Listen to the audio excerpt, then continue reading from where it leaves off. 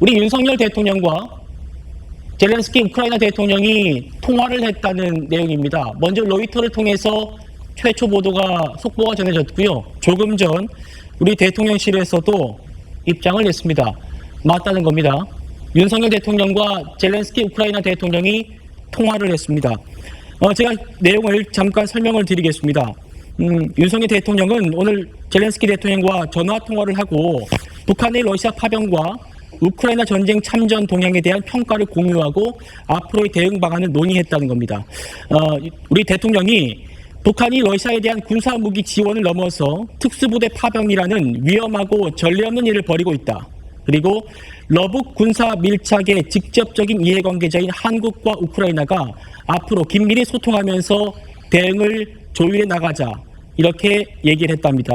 또 윤 대통령이 우리 정부가 나토와 EU 그리고 우크라이나의 대표단을 급파해서 북한군 파병에 대한 우리 측 정보를 우방국들과 투명하게 공유토록 했다고 소개하면서 앞으로 한국과 우크라이나 간의 활발한 정보 교류와 협력이 이루어지길 기대한다 라고 젤렌스키 대통령에게 얘기했다는 겁니다. 호 대변인, 일단 곧바로 지금 우리 대통령과 우크라이나 대통령의 전화통화가 이루어진 것 같아요. 그러니까 야당에서는 뭐 전략적인 모호성을 유지해라, 신중하게 해라, 이제 계속 이제 이런 입장이신데, 사실은 우리나라 한반도 그리고 대한민국의 안보, 우리 국민의 생명과 재산과 이제 직결되는 문제가 됐습니다. 지난해 이미 북한과 러시아가 군사동맹을 체결했기 때문입니다. 군사동맹은 한쪽의 공격을 받으면 전쟁에 참여하게 되면은 자동적으로 그 동맹인 국가가 참전하게 된다는 것이거든요. 그래서 이제는 러시아의 저 불의한 전쟁에 북한이 참전을 했기 때문에 한반도에서 전쟁이 일어나면 러시아군이 이제 파병하게 되는, 우리 정부 입장에서는 우리 국민의 생명과 재산을 지키는데 매우 직접적인 문제가 됐단 말입니다. 언제까지 그러면 러시아의 눈치를 봐서 전략적인 모호성을 유지해라, 이것이 우리나라 정당, 우리나라 책임 있는 정당으로서 할 수 있는 얘기는 이제 아니라고 생각하고요.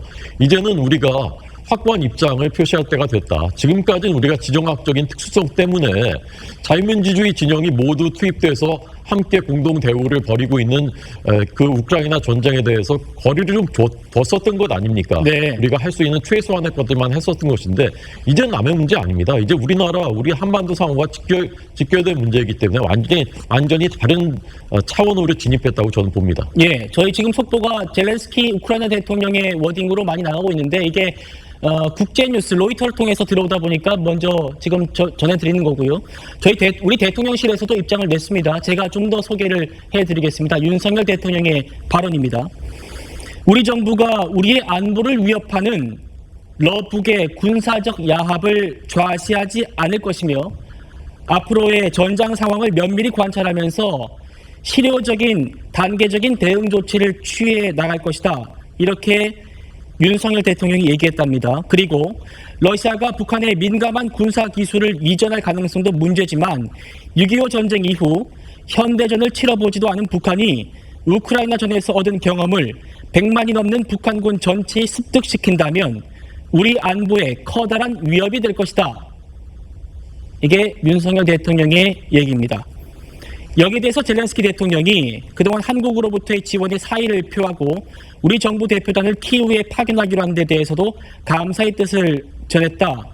그러면서 우방국들과의 공조를 이어갈 것이고 한국과도 정보를 공유하고 소통을 확대해 나가겠다라고 얘기를 했답니다. 설주환 변호사님. 네. 대통령의 얘기입니다. 러시아가 북한의 군사 기술을 이전할 가능성도 문제지만 북한이 우크라이나전에서 얻은 경험을 북한군 전체에 습득시킨다면 우리 안보에 커다란 위협이 될 것이다. 어떻게 들리십니까? 저는 개인적으로는 좀 과한 염려라고 생각합니다. 그게 기후에 불과하기를 제발 바라는 마음이고요.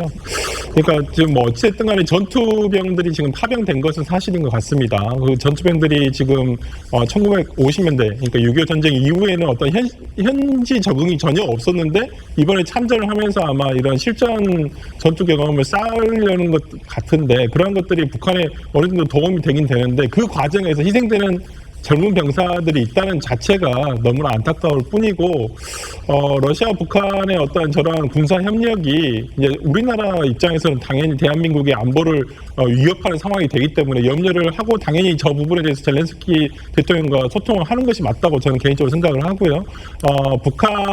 북한군이 파병이 됐습니다마는 정말 개인적인 마음으로는 정말 이 전투에 참전하지 않고 정말 공병이라든지 전투병과 비전투병과 파병 일원으로서 그냥 왔으면 좋겠다라는 개인적인 생각을 해봅니다. 하여튼 뭐 좀 돌아가는 추이, 특히나 이번 주 내에 어떤 전투에 참전할 염려가 있다는 소식들이 들려오고 있기 때문에 그렇죠. 예, 이전과 관련해가지고 만약에 사상자가 발생하거나 그렇다고 한다면 우리나라에서도 대한민국에서도 당연히 우크라이나의 파병 아니면 어떤 그 실무진들을 파견해서 어떤 이런 상황들을 체크해볼 필요는 충분히 있다고 봅니다. 예, 구자란 변호사님.